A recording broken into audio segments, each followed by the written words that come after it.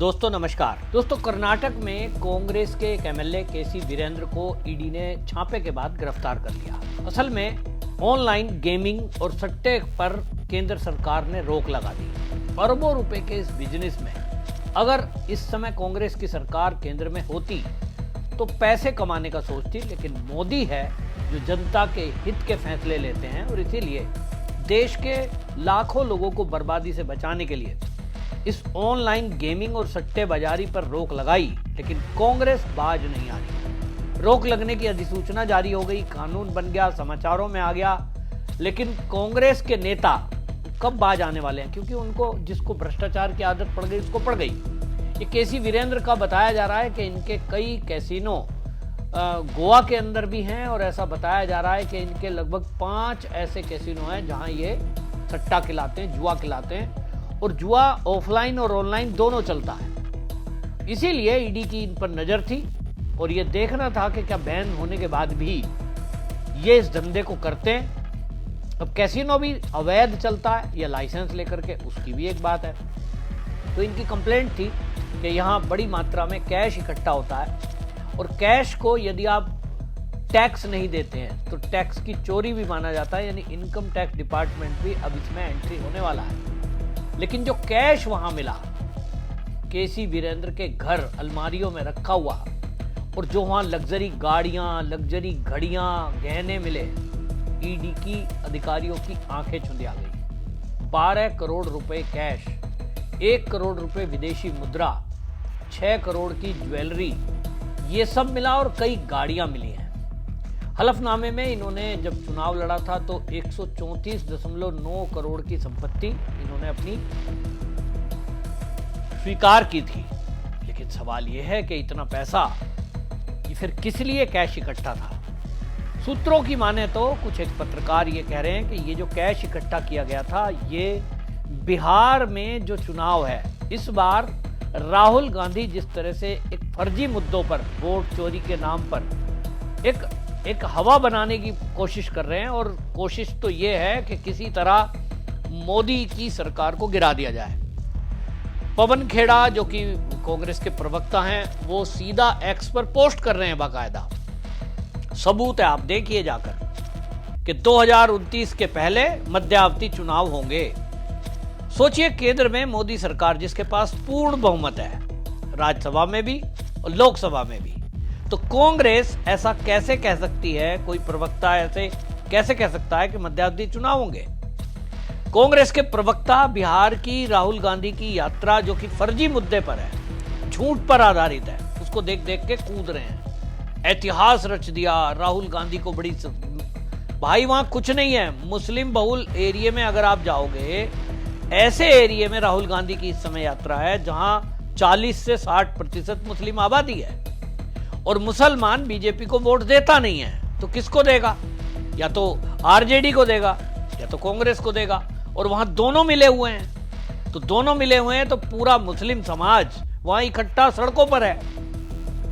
और प्लान ही इस तरह से यात्रा को किया गया है राहुल गांधी की कि वो यात्रा ऐसे ही एरिया में जाए जो मुस्लिम एरिया हो, मुस्लिम बहुल एरिया हो, ताकि भीड़ दिखे और इंटरनेशनल लेवल पर और पूरे देश में एक मैसेज जाए कि देश की जनता मोदी के विरोध में सड़कों पर है। और इसी तरह की अराजकता फैलाकर ये सुप्रीम कोर्ट में केस डाले हुए हैं और ये सिद्ध करने की कोशिश में हैं किसी तरह 2024 का लोकसभा चुनाव फर्जी घोषित हो जाए। उसके लिए पैसा चाहिए, पैसा कैश में चाहिए, क्योंकि जब आप भीड़ जुटाएंगे, मजदूरों को लाएंगे, बिहार में बेरोजगारी बहुत है, और मजदूरों को लाएंगे तो खिलाना पिलाना पड़ेगा, नगद पैसा देना पड़ेगा। तो ये सूत्रों के हवाले से खबर आ रही थी कि ये जो एमएलए पकड़ा गया है, ये कैश को बिहार की राहुल गांधी की जो रैली है, जिसमें बताया जा रहा है लगभग 1 से 1.5 करोड़ रुपया प्रतिदिन खर्च हो रहा है। राहुल गांधी की 3 वैन चलती हैं, एक बस चलती है जिसमें वो आराम करते हैं, रात को फरमाते हैं, उनका एक स्टाफ साथ में चलता है, ऑफिस साथ में चलता है, पूरा मीडिया की पीआर टीम साथ चलती है, और ये सारा अमला साथ चलता है। इसलिए उसको मोटा पैसा चाहिए। और देखो जो दिहाड़ी मजदूर आएंगे रोज रैली में, उनको तो कैश में पैसा चाहिए। तो ये खबर ईडी की पूरी नजर थी कि इस यात्रा को फंडिंग कहां से होती है।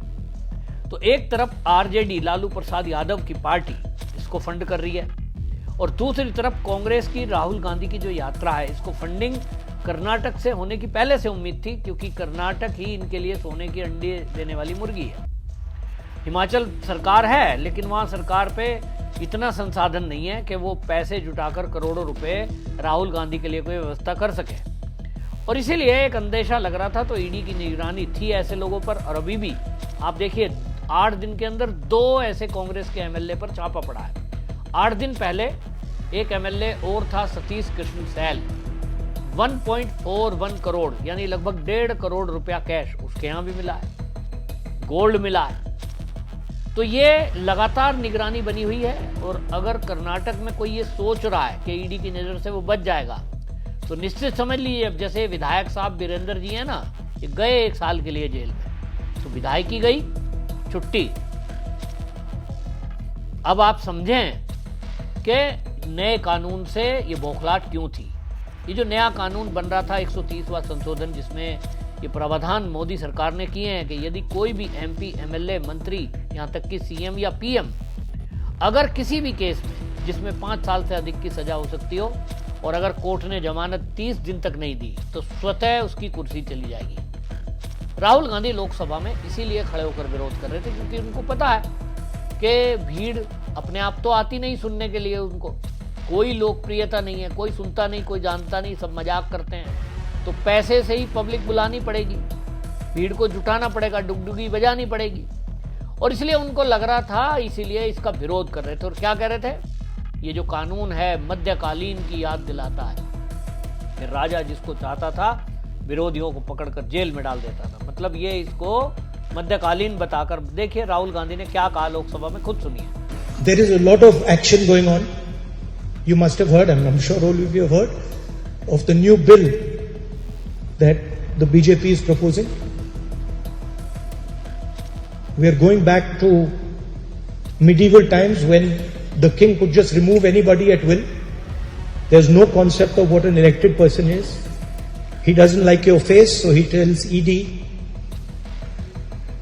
put a case, and then democratically elected person is wiped out within 30 days.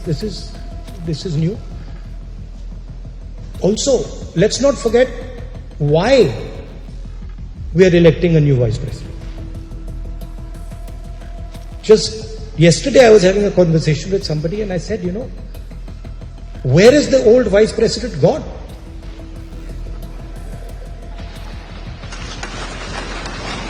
He's gone. So it's become like, like those Agatha Christie books. सुना आपने, वो कह रहे हैं कि निर्वाचित व्यक्ति क्या होता है इसकी कोई अवधारणा है ही नहीं, उससे आपका चेहरा पसंद नहीं आता, इसलिए ईडी को केस करने को कह दिया जाता है, लोकतांत्रिक रूप से चुने हुए व्यक्ति को 30 दिन के भीतर हटा दिया जाता है। अब ये जो है इस तरह की बातें कर रहे हैं, तो आप समझ लीजिए बौखलाहट क्या है। राहुल गांधी को जो लग रहा है कि बिहार से वो इस आंदोलन को, इस भीड़ को पूरे देश के लिए माहौल बना पाएंगे, असंभव है। जनता समझ रही है कि राहुल गांधी जो वोट चोरी के जितने उदाहरण पेश किए, प्रेस कॉन्फ्रेंस जो की थी, एक एक करके सब एक्सपोज हो गया, सारे मुद्दे फर्जी निकले। जितने भी वोटरों के नाम लिए थे प्रेस कॉन्फ्रेंस में, वो सामने आ गए और उन्होंने कहा साहब हमारा तो झूठा नाम लिया, हम तो जिंदे हैं, हमारा तो वोट में किसी का 4 जगह नाम था, तो क्यों था उसने कारण बता दिया। और राहुल गांधी पूरी तरह एक्सपोज हो चुका। चुनाव आयोग ने 7 दिन की चुनौती दी, तो इनको लग रहा है कि बिहार से एक माहौल बना दो, ताकि अगर इनको जेल जाना पड़े तो फिर कहें साहब मोदी तो हमसे डर गया।